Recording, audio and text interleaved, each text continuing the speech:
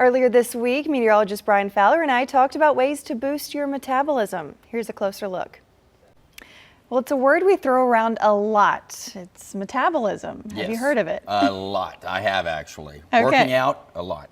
Yeah, right. And so we're kind of breaking down the fact versus fiction when it comes to metabolism, because I think there's a lot of mistruths or misunderstanding around metabolism. Like if you eat a lot, if you have a fast metabolism, you're good to go. Right, yeah. So, and a lot of times I hear clients say, oh, my metabolism is just so slow, that's why I can't lose weight, which is not necessarily true. So we're going to kind of break down the fact versus fiction. So if you've heard of the metabolism boosting pills or detox slimming teas or powders, and maybe even fad diets, they promise these bogus claims of if you take this or if you eat this, then you're going to lose weight. In the vitamin stores, you see a lot of that. Right, yeah. Metabolism kind of things too. Yeah, exactly. Yeah, like de-bloat, burn fat, tone the tummy. And then this is a slimming tea that we see here. And the reality is that some of these gimmicks may only take your money, result in leaving you more confused, or just promising these outlandish claims that aren't necessarily true.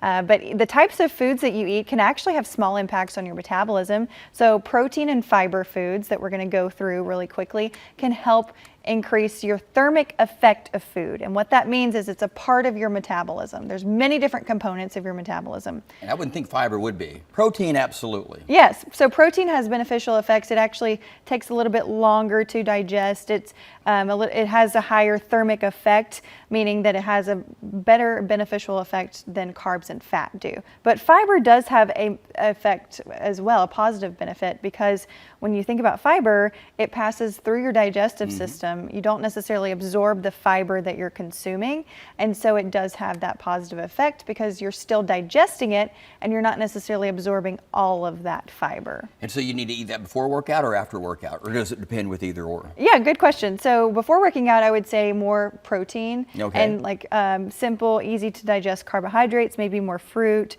or like a banana versus like broccoli or avocado that's a little bit higher in fiber, because fiber does slow down digestion. It may make you feel a little bit, nauseous before you go work out. But after you work out, about an hour and a half to 2 hours after, you could definitely have some fiber.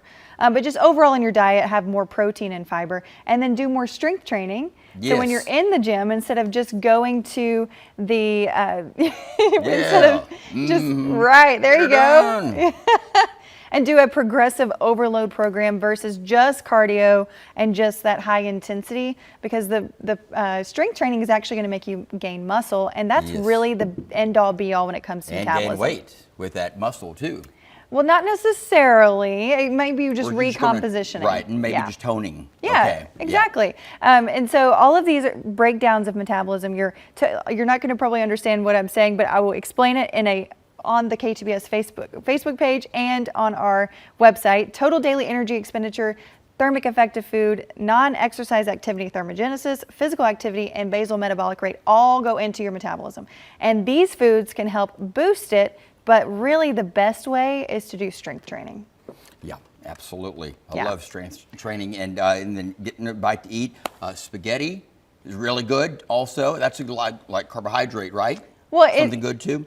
Well, it has a lot of carbohydrates, so it's not going to have a better, maybe a positive effect on your metabolism, but it really comes down to calories in versus calories out if weight loss is your goal.